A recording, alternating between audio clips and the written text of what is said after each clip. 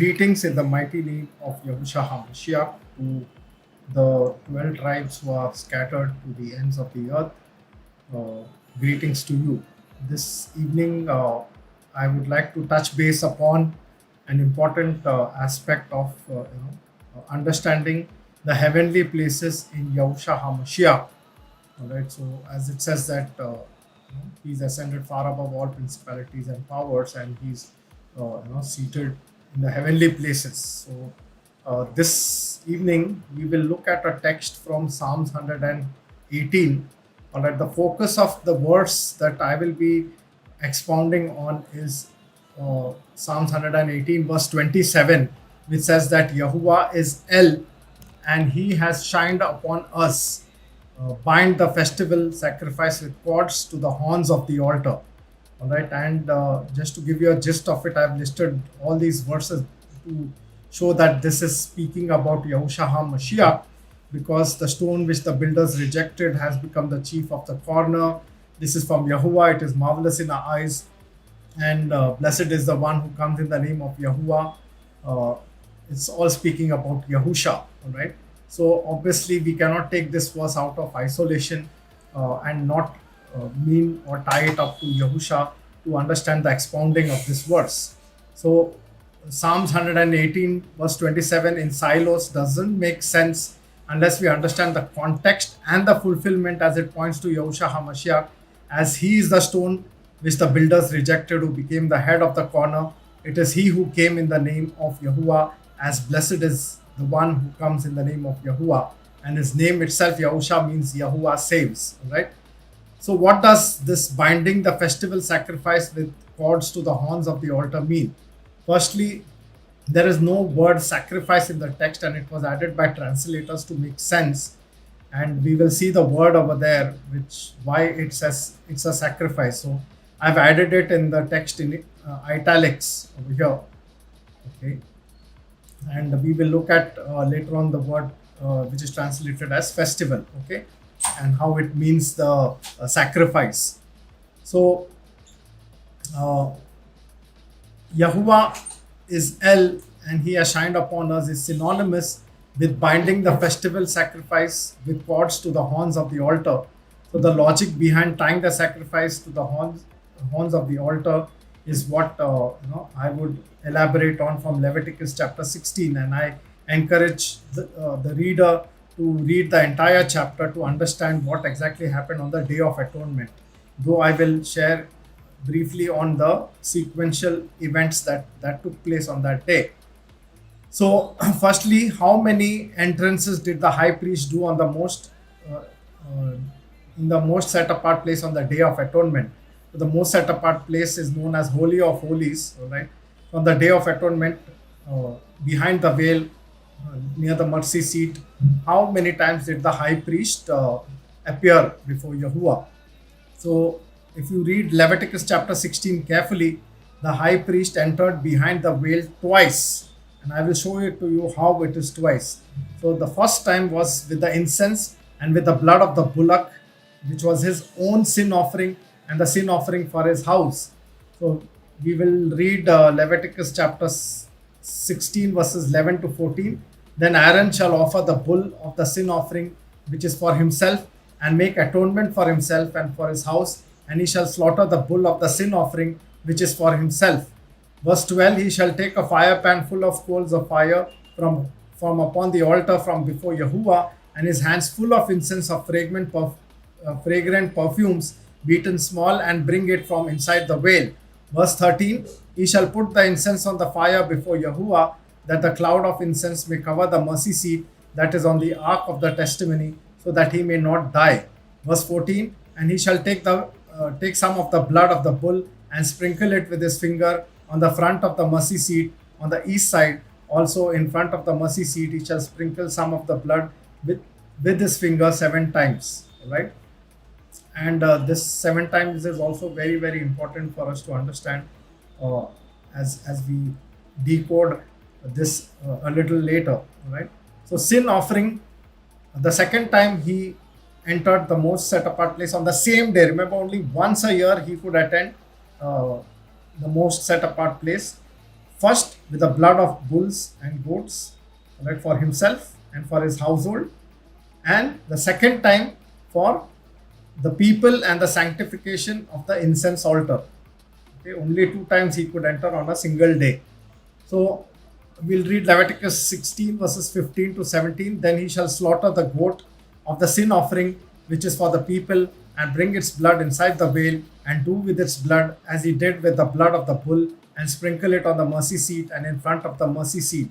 Verse 16, he shall make atonement for the set apart place, which is the holy place where the incense altar is, right, because of the impurities of the sons of Yasharal, and because of their transgressions in regard to all their sins. And thus he shall do for the tent of appointment, which abides with them in the midst of their impurities. Verse 17, when he goes in to make atonement in the set apart place, not any man shall be in the tent of the appointment until he comes out, that he may make atonement for himself and for his house and for all the assembly of Yasharal. Alright, so we see here twice he is entering in, and we see that from the verses. So firstly, we should understand the logical binding of the sacrifice, right, to the altar. So Leviticus chapter 16 verses 17 clearly states, right, I'll reread this verse, when he goes in to make atonement in the set apart place, not any man shall be in the tent of appointment until he comes out, that he may make atonement for himself and for his house and for all the assembly of Yasharal, which means the set apart place, the most set apart place, all right, and the outside of that set apart place, the brazen altar. No one, all right, not any man shall be in the tent of appointment, not any man, all right. So he himself had to do everything in the sacrifices. He himself had to do it. No priest had to ever assist him, on that particular day. So can you see how burdensome it must have been for the high priest to do all this, first for his sins and for the sins of his household, with trembling entering in the most set apart place. Then he comes out, and again he goes inside for the with another sacrifice, the blood of the another sacrifice for the sins of the people, all right, for Yasharal. Okay, so we will look at it as we decode it. So Hebrews chapter 9 verses 7, and the tabernacle which is to the front, from it the high priest enters alone. All right, the word alone is the Greek word monos, which is G3441, which means by themselves, solely, or single. All right, once a year, not without blood, which he offered for himself and for the errors of the people. Okay, so two entries over here, one for himself and for the errors of the people. And how does he do it? Alone, no assistance whatsoever. Okay, so if the high priest in case was unwell or unclean by any means, there had to be a backup termed as the second priest from his own sons. That is why we see Ananias and Caiaphas, two high priests during Yahusha's trial. Remember? All right, so it's written in the Torah in Leviticus chapter 16 verses 32. So the priest whom he shall anoint it, and whose hand he shall consecrate to act as priest in his father's place, shall make atonement. He shall thus put on the linen garments, the Kodesh garments. So it's talking about another second priest, all right, as a backup for his father, all right, in case his father is not available. Maybe he may be unclean, or he may be unwell, or he may die that year. So anything could happen. So there had to be someone who would take his father's place in case he is not available. And it goes without saying, if the second priest is acting as the high priest, all right, on the Day of Atonement, the first priest or any other priest cannot assist him. He alone will do it. All right, so that is the thing that we need to understand. Okay, so but the high priest performing the duty, like I said, it goes without saying that no assistance had to be provided to him even by the second priest. So the first priest is doing the duty, the second priest has no say, no touch in anything that he does. Okay. Luke chapter 3 verses 2, in the days of the high priest of Hanan, which is Ananias, and Caiaphas, which is Caiapha. The word of Alahim came to Yochanan, the son of Zachariah, in the wilderness. So we see two high priests, okay, here. And we see in the trial, John chapter 18, verses 13, it says, first they led him to Hanan, which is Ananias, for he was the father-in-law of Caiaphas, which is Caiapha, who served as high priest that year. Okay, in fact, Acts chapter 4, verses 6 records 4 high priests. It was so severe and so dreadful for them, all right, that Acts 4:6 records 4 high priests, one backup for each other. All right, so Acts 4:6, and Hanan the high priest, and Caiapha, and Yehochanan, and Alexandros, and all who were of the kindred of high priests. So there were more than 4, because it says all who were of the kindred of the high priests. So you can imagine that they had appointed chief priests, all right, who would do this task in the absence of other priests. So now let's look at the sequence of events on the Day of Atonement. Now you will ask me why I am taking you all through this. Remember, we are talking about the festal sacrifice tied to the horns of the altar, and this can only be possible, all right, on the Day of Atonement, and that's the reason I'm taking you through this sequence of events. So the high priest, all right, would bring the bull and ram for himself. Leviticus chapter 16, verses 3, all right, and for his sons. Aaron, it says, Leviticus 16:3, Aaron shall enter the set apart place with a young bull for a sin offering and a ram for a burnt offering. So the high priest would bring 2 goats for children of Yasharal and a ram for them as burnt offering. You can read that in Leviticus chapter 16, verses 5 and 7. He shall take from the congregation of the sons of Yasharal 2 hairy goats for a sin offering, one for ram and 1 ram for a burnt offering. Verse 7, he shall take the 2 goats and present them before Yahuwah at the doorway of the tent of appointment. So Aaron entering the set apart place is to be understood as him bringing the bull as a sin offering for himself and the 2 hairy goats for the children of Yasharal at the door of the tent of appointment. No sacrifice made it to the set apart place, which is the holy place, right, where the incense altar is, or lampstands or shewbread is. Okay, so it means that they were brought, all these sacrifices which were to be sacrificed were brought to the tent, doorway of the tent of appointment, right? And then the lots were cast on the 2 hairy goats, one as Azazel, which would be a scapegoat, which would be sent away, and the other one would be the goat for Yahuwah, for the sins of the people as a sin offering. All right. So verse 8, Aaron shall cast lots for the 2 goats, 1 lot for Yahuwah, another lot for the scapegoat. Then Aaron shall offer the goat on which the lot for Yahuwah fell on it and make it a sin offering. Verse 10, but the goat on which the lot for the scapegoat fell on it shall be presented alive before Yahuwah to make atonement upon it, to send it into the wilderness as the scapegoat. So the word for scapegoat is Azazel, all right. Azaz means disappearance, all right. So the goat that will be sent away or disappear away from the site. So the first entry to the most set apart place was when Aaron, offers the bull offering, which is for himself and to make an atonement for himself and for his house. Okay, so I've read out these verses to you. So the first entry into the most set apart place was made for the offering for himself and for his house. So we read a bull as a sin offering and a ram as a burnt offering. We also read that he did it all alone. So it is evident that the bull and the ram was offered on the brazen altar, where only the blood of the bull was taken along with the coals of fire of the brazen altar. All right. So where the bull and the ram were offered as a burnt offering. And he had to carry incense in his hands. So his hands had to be full of incense. Okay. So as to create a lot of smoke in the set apart place where the incense altar is, so that he doesn't directly see the mercy seat and die. So that instruction was there. All right. It says here, see verse 13, he shall put the incense on the fire before Yahuwah, that the cloud of incense may cover the mercy seat that is on the ark of the testament, testimony so that he may not die. So the idea was to create a lot of smoke, all right, and so that when he goes behind the veil, he directly does not see the mercy seat, and he sprinkles the blood on the mercy seat 7 times. Okay, so that's what it means, and he did it all alone.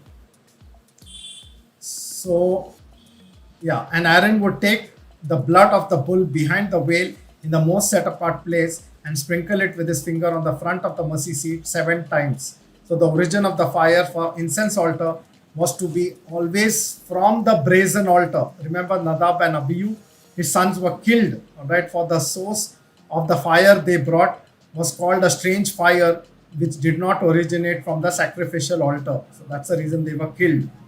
Okay, so we also saw the high priest had to do all this alone. So where were the two hairy goats is the question when Aaron, all right, went to offer the blood of the bulls in the most set apart place. Okay, so where were these two hairy goats? So it is obvious they were tied to the horns of the brazen altar until they were taken to the Mipkad altar, which is made of stones, which was on the Mount of Olives, as both the hairy goats were sanctified by bringing near to the door of the tent of appointment. Now the idea is, why did the hairy goats or the red heifer were tied by a cord to the horns of the brazen altar and not the Mikpad altar? So remember that the Mikpad altar was across the valley on the Mount of Olives, number one. Number two, it was unmanned over there. So it was not appropriate for the high priest to leave the most crucial sacrifices for the sins of the people, all right, unmanned or unguarded on Mount of Olives. And he couldn't place anybody there to guard them because he had to do it all alone. Okay, I hope you understand the logic, what I'm trying to say. Okay, so the altar upon which the red heifer, one of the hairy goats, would be burned is called by the rabbis as the Mikpad altar. Right? The Mikpad gate was one of the gates into the city, which was near the corner of the city, near the sheep gate. So if you read Nehemiah chapter 3, verses 31 to 32, after him repaired Malchiah, the goldsmith's son, unto the place of the Nethinims and of the merchants over against the gate Mikpad. All right, this is Mikpad, Strong's H4663, and Mikpad means muster, commandment, appointed place, all right, which is from Strong's H4662. Okay, and the verse further reads, and to the going up of the corner, and between the going up of the corner unto the sheep gate repaired the goldsmiths and the merchants. So Mikpad has the root word pakad, all right, which is H6485. All right, so pakad is this. This is the word pakad. Drop the mem and you get pakad, and it means oversee, visit, appoint, set charge, or a governor. All right, so the Hebrew meaning of Mikpad is appointed, which also is referenced in Ezekiel chapter 42, which talks of the bullock being burned as the sin offering at the appointed place. Okay, you can read that in Ezekiel chapter 43, verses 21. You shall take the bullock also of the sin offering, and he shall burn it in the appointed place. So the word there is Mikpad, of the house without the sanctuary. So it was on Mount of Olives across the valley without the sanctuary. All right, and Yahusha Mashiyach was impaled on Mount of Olives near the Mikpad altar. All right, that is the reason Hebrews 13:10 tells us that, let us go outside the camp, all right, to bear his reproach. So combining the burning of a bullock as a sin offering at an appointed place, which is Mikpad, which was outside the sanctuary, we can now see combines all the elements of the impaling of Yahusha, who also was impaled as a sin offering for all the sins of the world on the Mount of Olives without the sanctuary at an appointed place designated by Yahuwah. It says, Hebrews 13 verses 11 to 12, for the bodies of the beasts whose blood were brought in the sanctuary to the atonement of sin by the hand of high priest are burned outside the camp. Verse 12, for this Yahusha also, that he might sanctify the people through his own blood, suffered outside the gate. Right? So Psalms 118 verses 27 says, El Yahuwah wa Ya'er Lanu Isru Chag ba Abothim ad Karnot ha right? So, which means El Yahuwah has shined upon us. Bind the festival with cords to the horns of the altar. Right? So, the word Asaru, we have already seen the word Asaru, H631. All right, here is the word which also means decree. All right, so the word Asaru, H631, also means to tie or decree. Remember, I had already also shared the word dio, all right, the Greek word dio, which also means tie, where Ashatan was tied to the 1000 years. That's the same word, all right, Asar, which is used here where the festival sacrifice is tied to the horns of the altar. Okay, and the Hebrew word chag, which is Strong's H2282, this is chag, is translated as festival or sacrifice, and that is why here is translated as festival sacrifice. Okay, if you read Exodus chapter 23 verses 18, it says, You shall not offer the blood of my sacrifice with leavened bread, nor is the fat of my sacrifice, which is chag, to remain overnight until morning. Isaiah chapter 29 verses 1, Woe, O Ariel, the city where David camped, add year to year, let them kill sacrifices. The same word chag is used. So now you understand why the translators translated the word as festal sacrifice, right over there in Psalms 118:27. Now let's look at briefly about the horns of the altar. So it is evident that only the high priest presided over the Yom Kippur, which is the Day of Atonement sacrifice, at the Mikpad altar, which was outside the sanctuary, while the altar of stones also had horns, but the altar was unmanned, and hence the hairy goats or the red heifers would have been bound with a cord to the brazen altar, exposing the goats or the red heifers to the horrors of what was sacrificed in it. All right, so just imagine the red heifer or the goats, the hairy goats that were tied with a cord to the horns of the altar. They were right before their eyes, seeing their other animals, all right, required for the sacrifice being killed and offered as a burnt offering, as a sin offering, and as a burnt offering. Okay, so what a terrible situation it could be for an animal. Even animals have a little understanding, what's going to befall them when they see, someone who's like them being killed. So the Hebrew word for horn is keren, which is Strong's H7161, and also means shine or raise. So please look up H7160, the same word with the same spelling but pronounced as Quran. All right, I can read out a verse, Exodus chapter 34 verses 29. And it came to be when Moses came down from Mount Sinai, while the two tablets of the witness were in Moses' hand, when he came down from the mountain, that Moses did not know that the skin of his face shone, the same word Quran, right? Since he had spoken with him. Also, Yahuwah is said to be the horn of my deliverance. Psalms 18 verses 1 and 2. I love you, O Yahuwah, my strength. Verse 2. Yahuwah is my rock and my stronghold and my deliverer. My El is the rock, is my rock. I take refuge in him, my shield and the keren of my deliverance, my high tower. So keren means horn.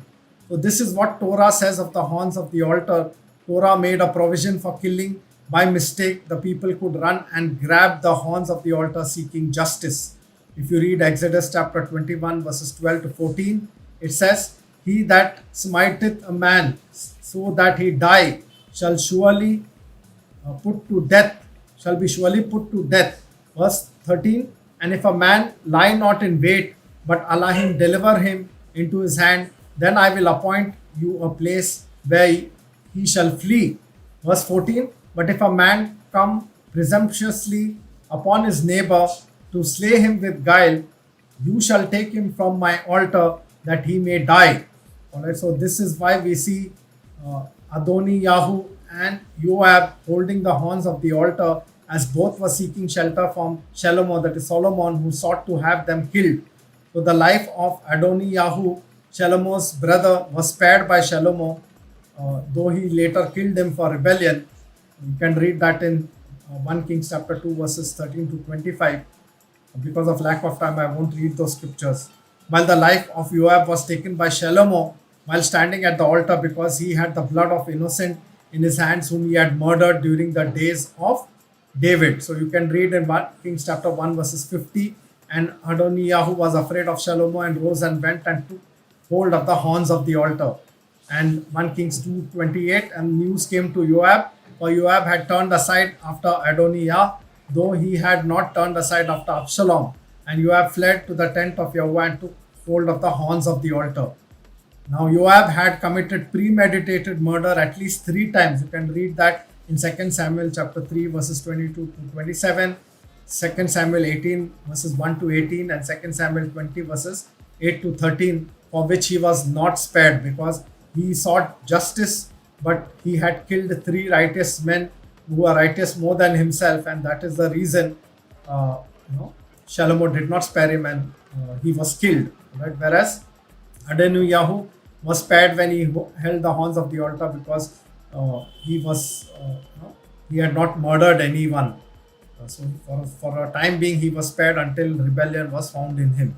So these 4 projections of the altar called horns spoke of shining of the light of Yahuwah, as we read in Psalms 118 verses 27. Yahuwah is El, and he has shined upon us or shone upon us.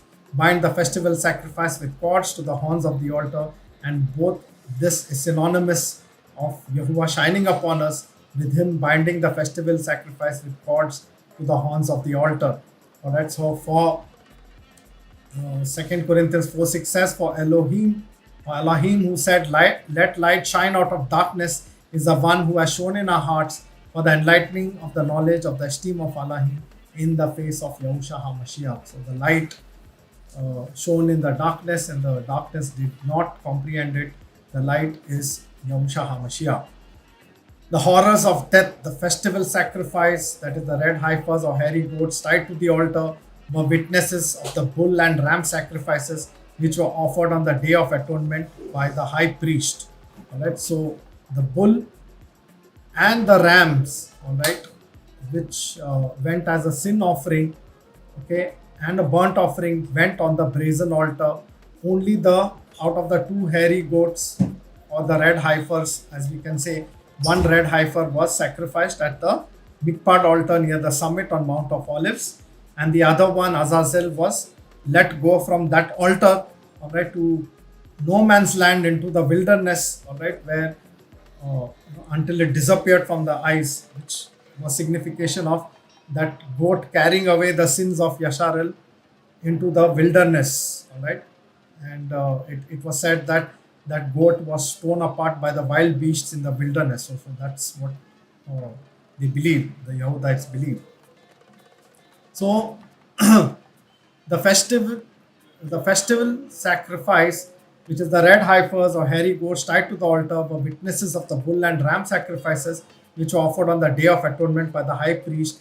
So we see Yahusha showing us that he is the festal sacrifice tied to the horns of the altar, and showing a need to be strengthened. So if you read Luke chapter 22 verses 39, he went to the Mount of Olives, it says, and verse 42 it says, he prayed, Father, if it be your counsel, remove this cup from me, yet not my desire, but let yours be done.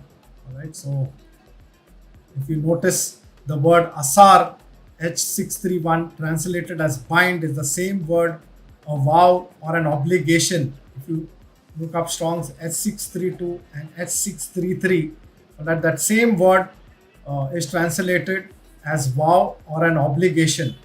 Okay, so Yahusha as a festal sacrifice was tied by decree to the horns of the altar by a vow or an obligation, and not a cord. All right, and that same word asar we saw is a decree. So he was tied by decree, which he himself had made. All right, that he would be that sin offering for Yasharal. Okay, and no one Yeah, Yahusha was Yahusha as a festal sacrifice was tied by decree to the horns of the altar by a vow and not a cord, as an animal was tied who might run away from the altar, and no one could touch it, as the entire process was to be handled by the high priest alone. So there was a danger for the high priest, all right, on the day of atonement, that if he let loose the sacrificial animal which was sanctified at the doorway of the tent of appointment, all right, and it strayed away from the temple, then he is doomed. Right? So that's the reason he tied it with the cord, all right, to the horns of the altar. Whereas if you look deeply into the text, all right, when it talks about Yahusha, when you compare the Day of Atonement sacrifice as Yahusha, all right, he bound himself by a decree, by a vow or an obligation, not by any physical cord, right?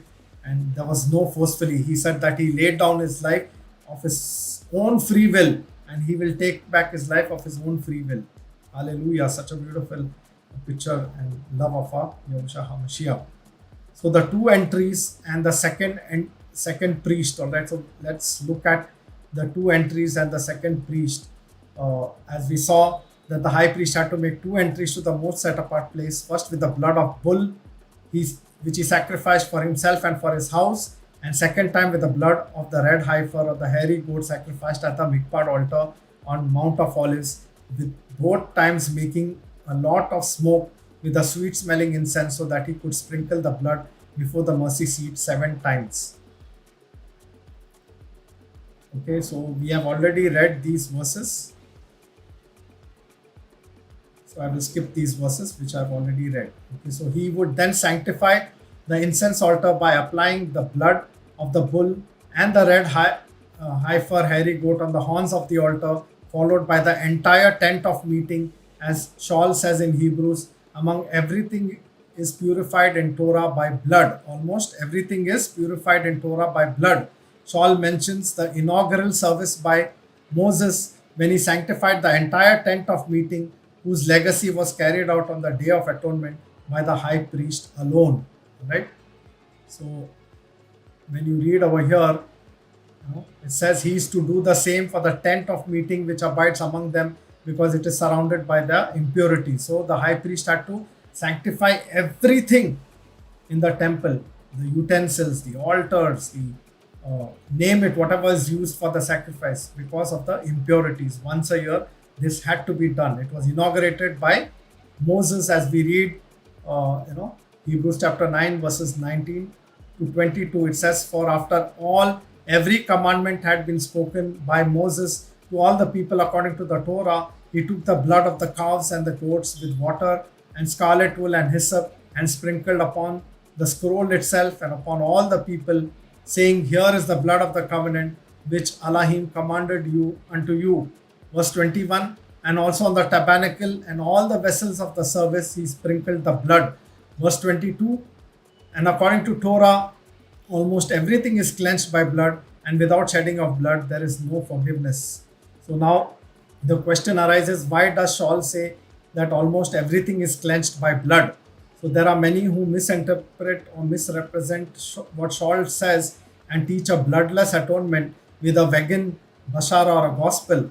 And I've touched base in detail in this note, whose link is in the description in this note, and I will place this link in the video. All right. So the title of that note, which you can refer to, is Understanding the So-Called Bloodless Sacrifice from Leviticus chapter 5, verses 11 to 13. So the text in hand is Leviticus chapter 5, verses 11, where we read, "But if his hand cannot reach sufficient for 2 turtle doves or for 2 young pigeons, then for his offering for that which he has sinned, he shall bring the tenth of an ephah of fine flour for a sin offering.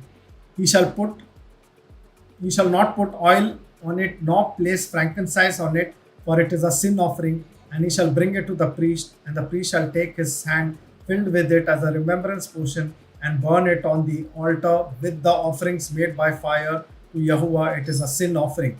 So the sin offering consisted of a goat or a lamb, which a rich or a common man could offer because they could afford it. All right.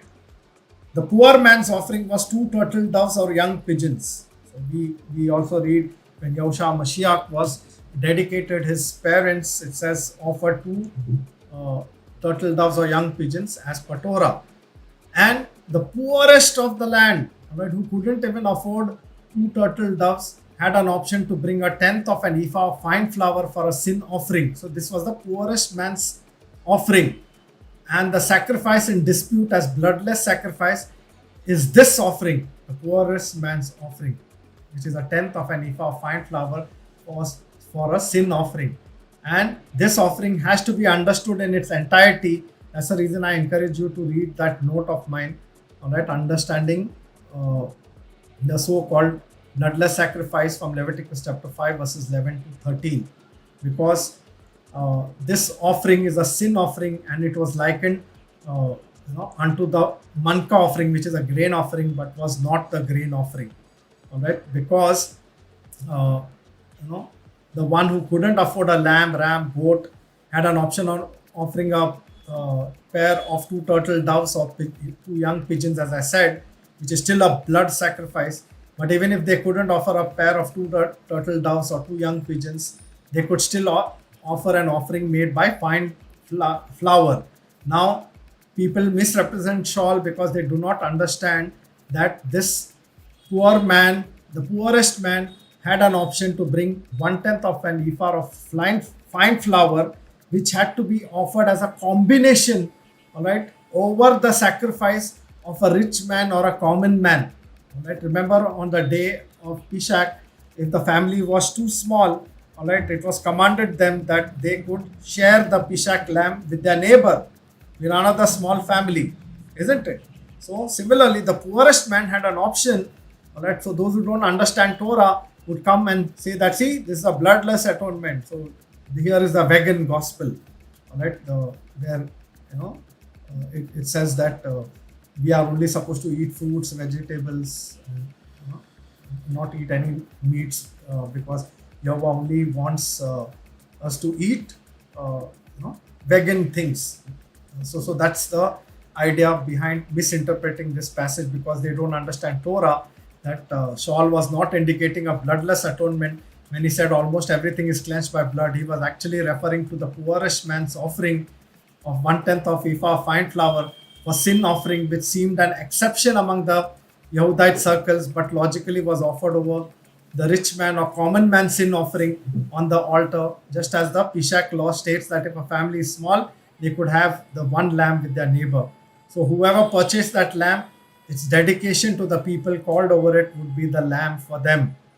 So when we read Zechariah chapter 5, the woman called wickedness in the midst of that ephah shows us that she made all the way even to the poorest man's sin offering, corrupting it. Right? When you read Zechariah chapter 5, I've touched base upon this and I won't go into details of it. So how do we connect this to Yahusha? When you read Matthew chapter 1 verses 21, it says, and she shall give birth to a son, and you shall call his name Yahusha, for he shall save his people from their sins. So Yahusha is portrayed by Christianity and Hebrew circles as the Lamb of Alahim who takes away the sins of the world, and they teach an unlimited atonement, defining, not able to define what the world is. So the atonement was limited. It was limited only to the remnant chosen by Alahim in the new creation order, which we will see later on as the heavenly places, all right, and not for every sinner born in this world. So if we take his sacrifice to be for every sinner in this world, and that sinner goes into the lake of fire, which is the second death, then the preacher is making his sacrifice ineffective to save the person for whom he shed his blood for. Right? So Allahim forbid these free will teachers who teach the unlimited atonement, all right, are liars. They do not understand Torah. So this is another topic altogether. What we must understand, that what Torah stood in its blood sacrifices to cleanse the Yahudite worshipper was ineffective as the sacrificial animal tied with a cord to the horns of the altar had the same fear of death the worshipper had. It was only Yahusha who by decree, that is Asar, all right, was tied to the altar by a vow or obligation and not by a cord. So he wouldn't run away in fear of death from the horrors of the sacrifice, though we see in his prayer, he's saying that, Father, take away this cup. Nevertheless, not my will, but your will be done. So that behavior of a sacrificial animal had to be there in him to when he understood or displayed what he was going through as that sacrificial sacrifice, the festal sacrifice for us, with the decree which he bound for us. All right. So moreover, Yahusha didn't enter the physical tabernacle made by hands, but the eternal new creation order, and not with the blood of goats and calves, but with his own blood obtained for us everlasting redemption. All right. So uh, Hebrews chapter 9 verses 11 to 12 says, but in the coming of the Mashiyach, being a high priest of the good prepared to come within a greater and more perfect tabernacle raised, that is not made with hands of men, that is not of this creation. Verse 12, entered into the most set apart place once for all, not with the blood of goats and calves, but with his own blood, having obtained everlasting redemption. Speaking of the body of Yahusha HaMashiach, which replaces the tent of meeting and a perfect tent, both Hebrew and Greek words show us of the good prepared for us is not of this creation. All right, so it has to be the new creation order. Okay? Hence, Hashatan can never have even a foothold in that which is not of this creation. Unlike high priest who had a first offer, who had to first offer the sin offering for themselves and their house, then for the people, requiring them to go into the most set apart place twice. Yahusha entered the new creation order tabernacle once and for all in his own body, where the divinity dwelt in fullness. These are deep words, please meditate on them. Yahusha entered the new creation order tabernacle once and for all in his own body, where the divinity dwelt in fullness, because he is the first one to transition into the new creation order from this body, the human body, to transfer into the new creation order. And he went there first as a forerunner, it says, right? And not with blood of bulls and goats, but his own precious blood, eternal redemption. Okay, so if you are in Yahusha HaMashiach, how safe you are, beloved. Think about these things. Outside of him, if you deny his new creation order, his transition, all right, then you are lost in your sins. Because he said, unless you believe I am he, you will die in your sins. You don't believe he is Yahuwah manifested in the flesh. The second priest, we saw from Torah, if the high priest was unwell or unclean by any means, there had to be a backup termed as the second priest from his sons. All right, so that is why we see Ananias, Caiaphas. We also saw in Acts there were more than 4 priests, high priests serving as high priests. All right, so uh, as Leviticus chapter 13 verses 16 verses 32, I'm sorry, says, so the priest whom he shall anoint it and whose hand he shall consecrate to act as a priest in his father's place shall make atonement. He shall thus put on the linen garments, the Kodesh garments or set apart garments. But the high priest performing the duty, it goes without us saying that no assistance had to be provided to him, even by the second priest. And when the second priest stands ministering, no assistance had to be provided to him by the first one. Okay. So with that, we'll turn to Psalms 110 verses 4, which says, Yahuwah has sworn and does not relent. You are a priest forever, according to the order of Melchizedek. Now the word Shaba, all right, which is translated as sworn, which is Strong's H760, here is the word, which means swear or oath, has the root word shab, which means to turn or return. The word also is the same word for number 7. All right. So number 7 is the same word, Shaba. Okay. And which is a clear indication that Yahusha HaMashiach, all right, bears the Shemitah himself in an oath or a decree.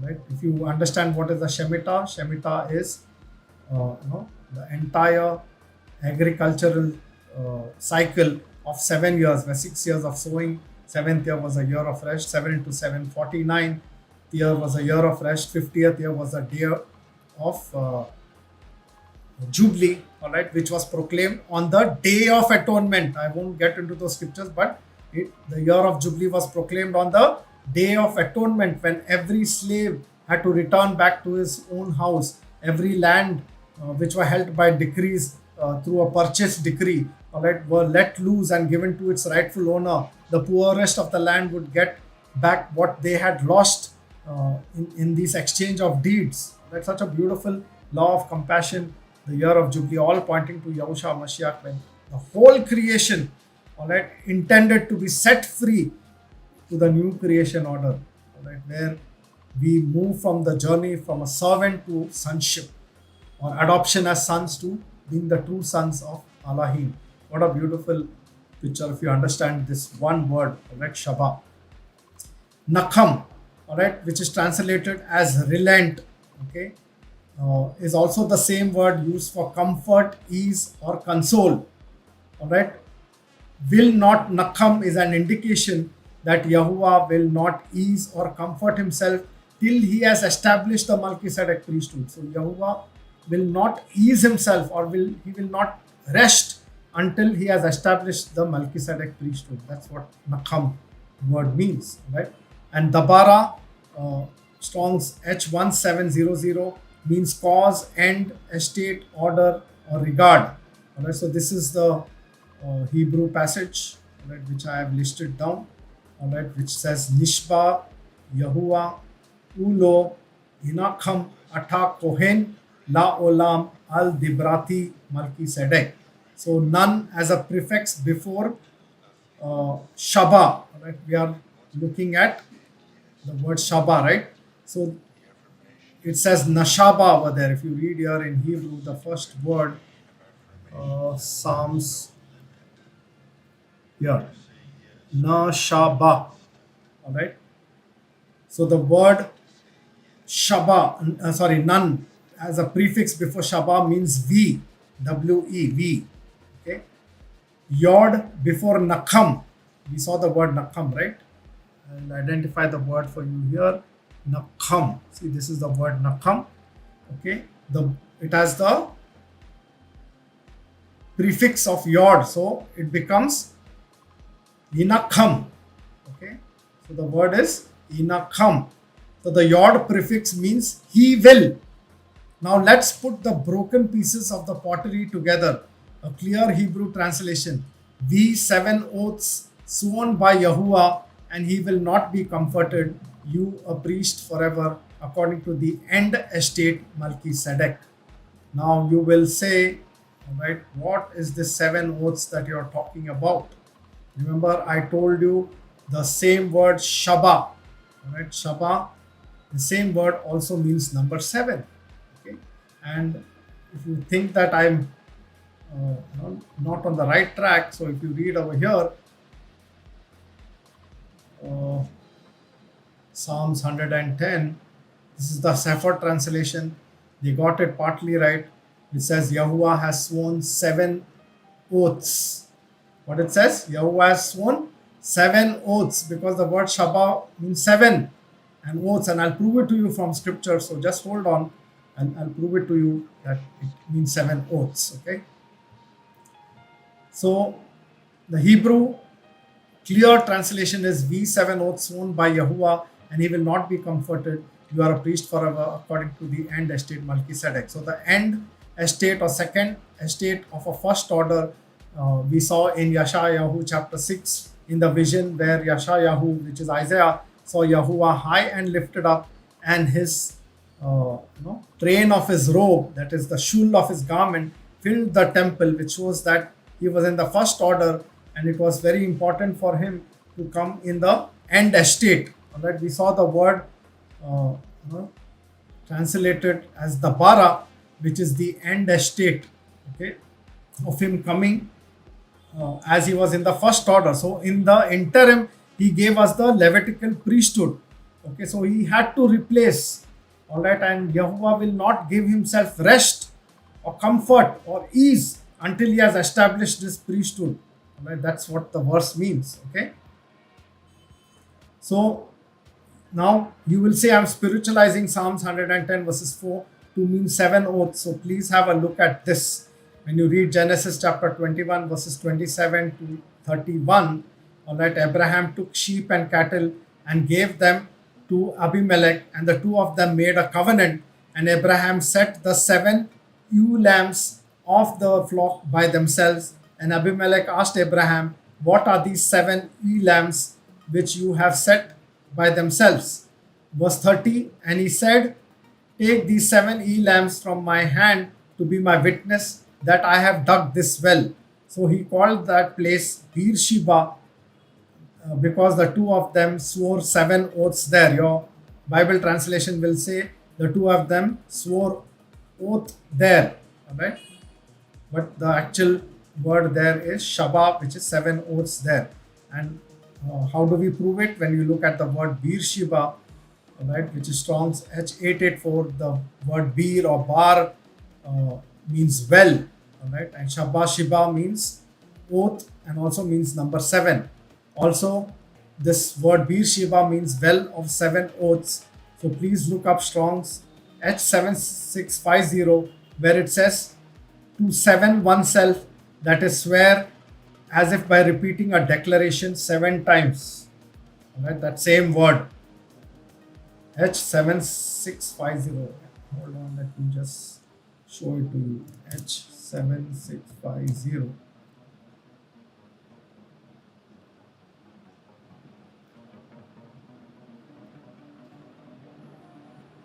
It's taking a little longer than I expected. So if you see over here, all right, to 7 oneself, that is swear as if repeating a declaration 7 times. And that is the reason Abraham took 7 lambs. All right. And he's telling Abimelech, take these 7 lambs as an oath between us, 7 oaths, 7 declarations between us that this well which I have dug, all right, belongs to me. All right, Beersheba. All right, so Beersheba also means well of 7 oaths. Okay, so that's the reason Abimelech asked Abraham, "What are these 7 lambs which you have set by themselves?" The 7 lambs were for the 7 times declaration. Hence, wherever Shaba or Sheba is used, this word is used, we must understand that the declaration was for 7 times. Just as Aaron sprinkled the blood on the mercy seat, how many times? 7 times. The same word Shiba or Shaba, right? 7 times. The 7 times declaration. Now, one other important aspect, all right, this really blew my mind when I was meditating on these scriptures in comparing Revelation chapter 10 with Daniel chapter 12. All right, so I won't read all the verses because of lack of time. I don't want people to lose their interest, all right. I'll just give you a gist of what happens over here. Daniel chapter 12 verse 7 and Revelation chapter 10 is the messenger is Yahusha, who swore with 7 oaths. All right, so if you see over here, I'll read only one verse. And cried with a loud voice as when a lion roars, and when he cried 7 oath, that same word Shaba, thunders, Ramayam spoke their sounds. And when the 7 oath, all right, thunders, which is Ramayam, spoke their sounds, I was about to write, but I heard a voice from the heavens saying to me, seal up what the 7 oath thunders spoke, and do not write them. Okay. And when you read the book of Daniel, all right, over here, it says, there were 2 people, right, which Daniel saw, 2 others standing on one of this bank of the river and the other on that bank. So what is interesting to see is that Daniel saw 2 witnesses, one on this side of the river bank and one on the other side of the river bank. It's like Torah and the prophets. Okay, whereas John or Yochanan sees the messengers 1 foot on the land and 1 foot on the water. So denoting the 2 witnesses. All right, one on the land, which speaks about the land of promise, all right, and one in the waters, the waters speak about the nations, right? Where all his people will eventually be scattered. And uh, the messenger in Daniel swore 7 oaths that it will be for a time, times, and dividing of time, all right, which we saw in our previous study, all right, where time times dividing of time is also 1260 days of the wilderness journey, also 42 months where the Gentiles trample the outer court, 3.5 years or short season. All right. So the messenger in Revelation 10, all right, said, "There shall be time no longer," where the Hebrew and the Greek words show that there is no more sojourning, staying in the little season. So when you see over here, obviously I'm going to place the note so for you to see the words. So that there shall be time no longer, it says, right? Time no longer. So the Hebrew word there is shahut and means sojourn, stay, or delay. And the Greek word is chronos, which means little season. And that's where we saw Hashatan was released for the little season. And the souls under the altar were told to rest for the little season. Okay. So it's the same word, Greek word chronos, which which is all pointing to that little season, because the sojourning or the staying or the delaying is when we are sojourning the wilderness. All right, so that is what it means. So here, you know, little season no longer means, there'll be no further, all right, delay, or there will be no more repeat witness. All right, there will be no more sojourning. It's time now. It's time up. Right, that's what it means. Whereas in the book of Daniel, all right, he is told, "Go, Daniel, for the words are hidden and sealed till the time of the end."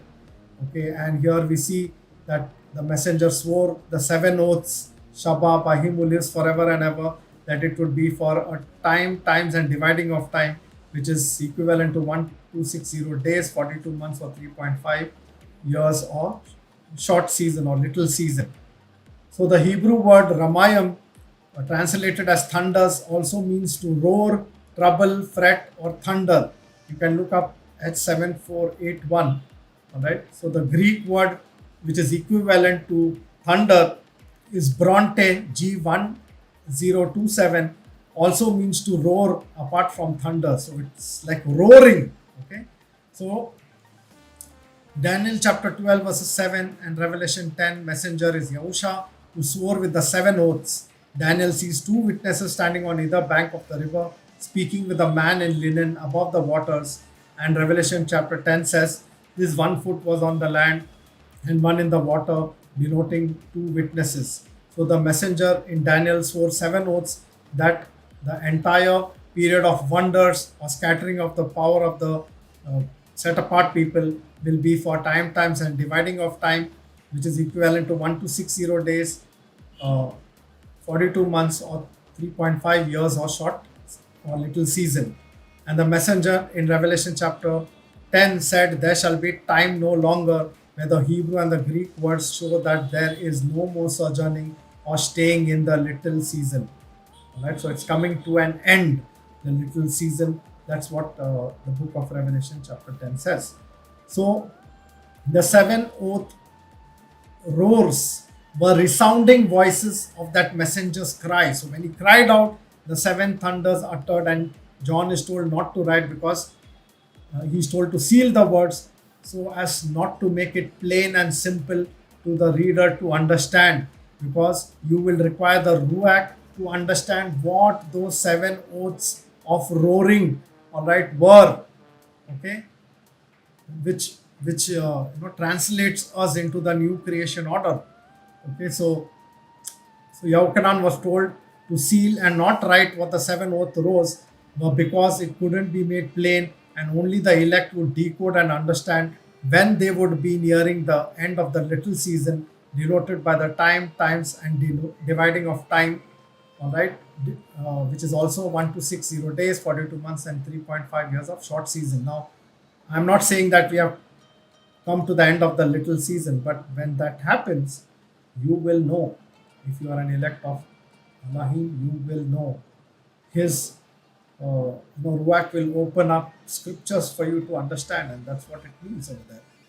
And if you see, Abraham was sojourning the land of promise as a stranger, and Beersheba, which is the well of seven oaks, shows us that the seven times were determined on the people of Yahuwah, that is the Shemitah, and everything would transition over to the new creation order, and the seven oaths were made by and for Yahusha, denoted by the messenger in his appearance in the visions.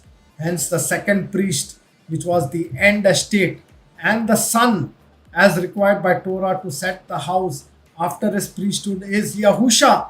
Isn't it the son? All right. So he's Yahusha, who was the presiding high priest over his own sacrifice, as the Levite high priest had torn his clothes and was disqualified.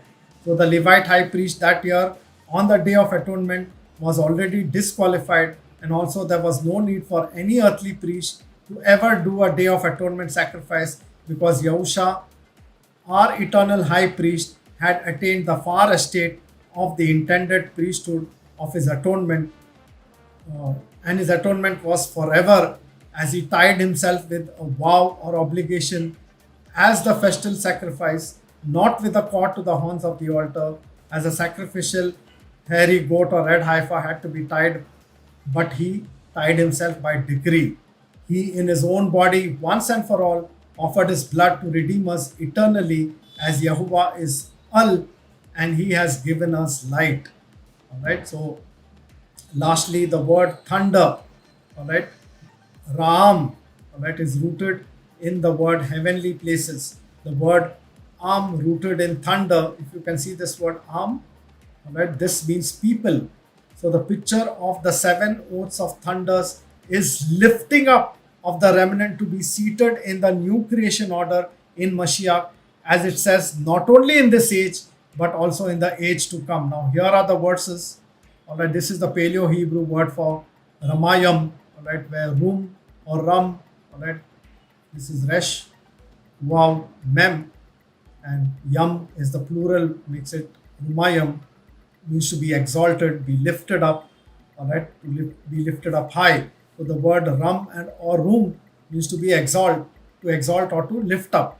So when we read Ephesians chapter 1 verses 19 to 21, it says, and what is surpassing greatness of his power towards us who believe, according to the working of his mighty strength, which he wrought in Mashiyach when he raised him from the dead and seated him at his own right hand in the heavenly places. The same word Ramayam or Rumayam, all right, far above all rule and authority and power and dominion and all that is called by name, not only in this age, but also in the age to come. Not only in this age, but also in the age to come.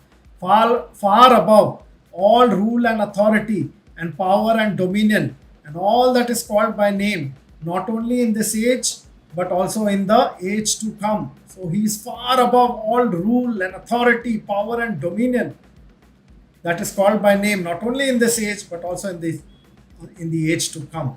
So my dear Unitarian friends, all right, who do not believe that he is Yahuwah manifested in the flesh, you will get a shock of your life, because he is far above all rule and authority, not only in this age, but also in the age to come. So you will face him at the judgment seat.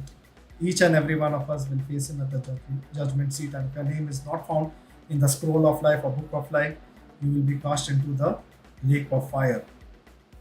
Ephesians chapter 2 verses 6, and raised us up with him, even seated us with him in the heavenly places. Same word Ramayam or Umayam. All right. In Yahusha HaMashiach. Hallelujah. So where are we seated?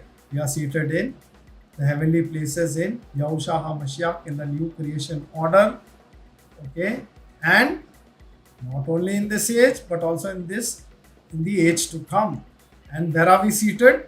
With him, far above all rule and authority and power and dominion, all that is called by name, not only in this age, but also in the age to come. That's the reason when Ha-Shatan, right, is shown as a picture of being cast out of heaven. I saw Shatan fall like lightning from heaven, Yahusha said, right?